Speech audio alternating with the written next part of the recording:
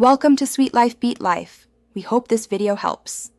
You start by confirming prerequisites: Android Studio and SDK 31 or higher, and a Firebase project.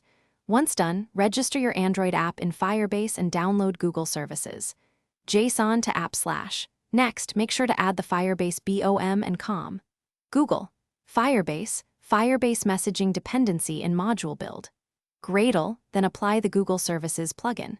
You do this now because it wires Firebase services into your build, enabling messaging APIs and ensuring the app can receive FCM tokens required for push delivery.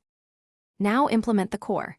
Create a Firebase messaging service subclass to receive messages and tokens. In onNewToken, send the token to your server so it can target this device. In onMessageReceived, check data versus notification payloads. Build a notification compat with channel and pending intent, and call notify. Also handle background and foreground behavior distinctly. Make sure to register the service in Android Manifest and add notification channels on app startup.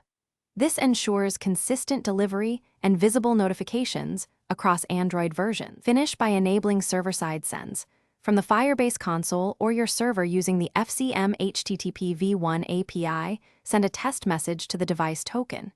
You should verify the token was uploaded and the device has network access. Then watch Logcat for onMessage received and notification creation. Once messages arrive, make sure to handle token rotation and user opt-outs.